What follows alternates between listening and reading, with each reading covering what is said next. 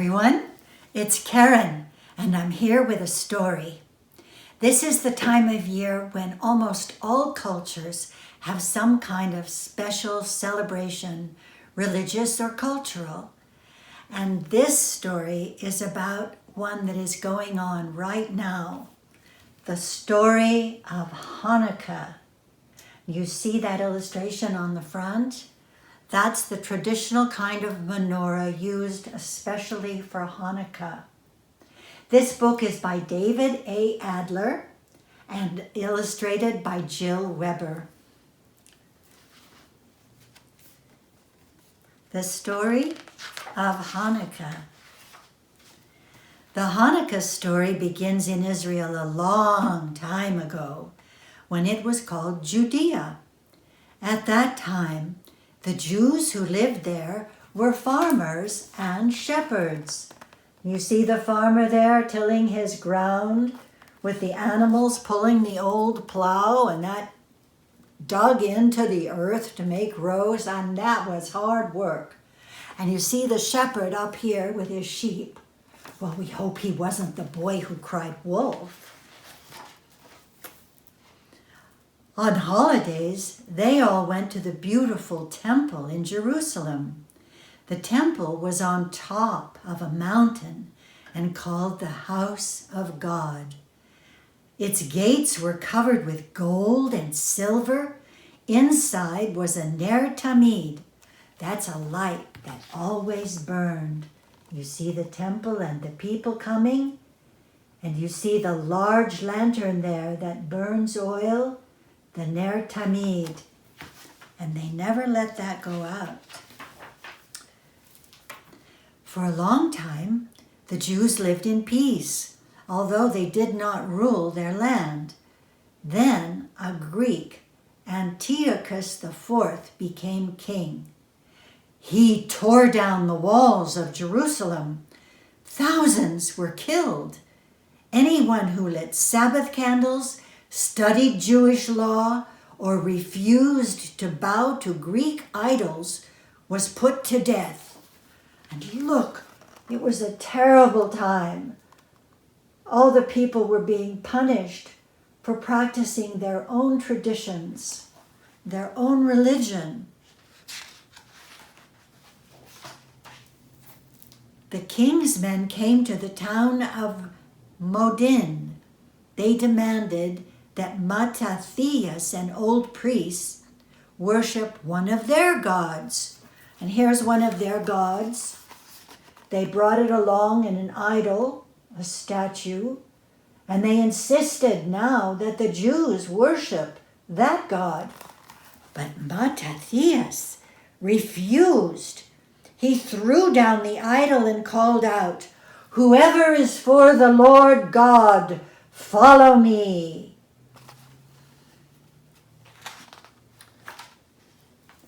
Mattathias ran to the hills. His 5 sons and many other Jews followed him. You see here, there are the Greeks running after them, and they're running to the hills to hide. Antiochus's army chased after Mattathias, but it's Mattathias. But when the soldiers came near, brave Jews hiding behind large rocks and inside caves attacked. Then they ran back to the hills and hid. And so they drove those soldiers away. Mattathias and his followers were farmers and shepherds, but they fought like trained soldiers. When Mattathias died, his son Judah became their leader. Judah was called Maccabee, which means the hammer. The people who fought with him were called Maccabees. Well, what kind of person do you think is called the hammer? Somebody very strong who hits hard. And they named their army after that, Maccabees. And you see them practicing there.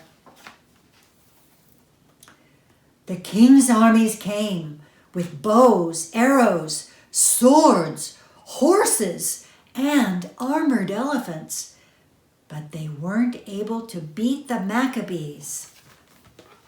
Look at all they brought with them to beat those poor farmers and shepherds hiding in the hills. And even so, they were not successful.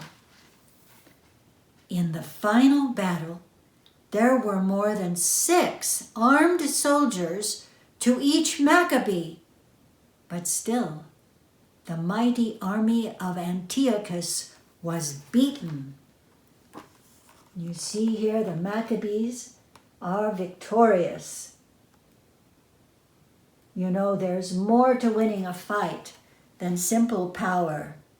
Horses, swords, and elephants. There's the passion of the heart. And that's true today, too. Judah then led the Maccabees to Jerusalem. The Maccabees cried when they saw the temple ruined and filled with garbage. They cleaned it. They built a new altar, new gates, and new doors. And you see, they restored their temple.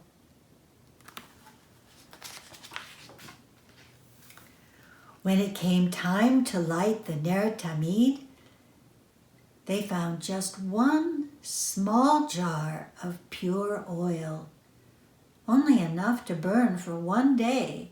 And you could only put pure oil into that special lantern. So they were alarmed, but they put in the oil,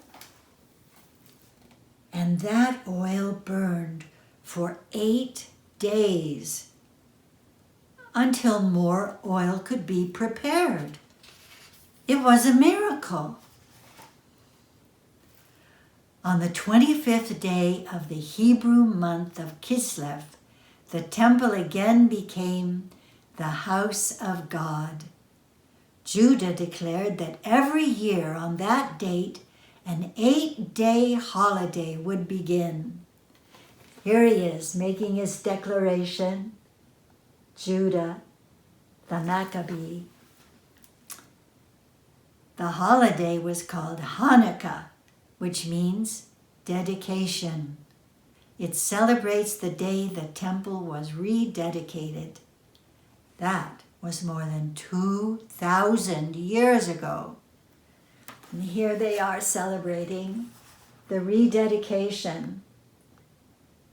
And if you look closely, you see there's a different kind of menorah there. It doesn't have as many branches. That's the traditional menorah before the miracle happened. Today, all over the world, Jews celebrate Hanukkah by lighting candles, singing Hanukkah songs, and eating latkes, potato pancakes, and sufganiyot. I think I'm saying that right. Jelly donuts. Latkes and sufganiyot are prepared in oil and remind Jews of the Hanukkah miracles. I have a friend, Anna, and that's her favorite thing, sufganiyot, a jelly donut. She's from Poland, and she remembers it from her time there. In many homes, people exchange Hanukkah gifts. And here are the children lighting the special Hanukkah menorah. You see on each side it has 4 places for candles, 8 nights that the oil burned miraculously. And in the center, the special candle that is used to light the others. And that's called a shamash. Children also play a game with a 4-sided spinning top called a dreidel. Look, I have a dreidel here. You see it? And it has special Hebrew letters on each side. And when they play their game, depending which letter is up. They have different points and rules. On each side of the dreidel is a different Hebrew letter. The first letters of the Hebrew sentence, Nes Gadol Hayasham, Nes Gadol Hayasham, which means a great miracle happened here. It happened in Jerusalem. Hanukkah celebrates one of the very first fights for religious freedom 2,000 years ago. And today, the children play with the dreidel, the elders tell them the stories, and they practice their traditions and rituals. This is the time of year when almost every culture practices some festival with light in it, because it's the dark time of year, and people long for the light. People long to know that there's hope and to be reminded of miraculous happenings. But this year is different.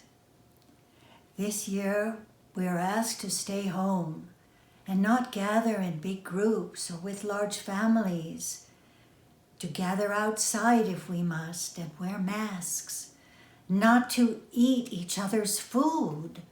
Oh, and we love having our traditional food at this time of year, don't we?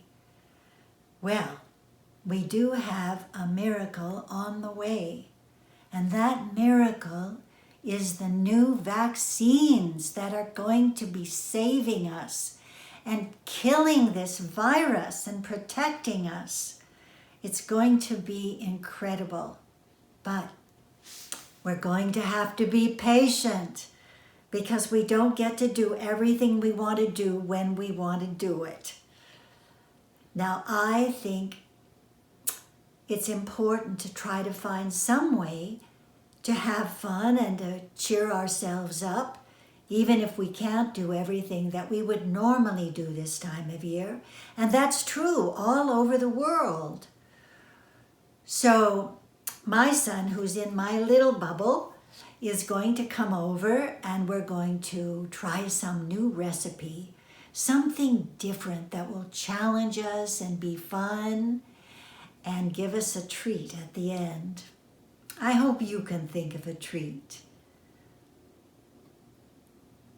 Happy Hanukkah to all those who are celebrating.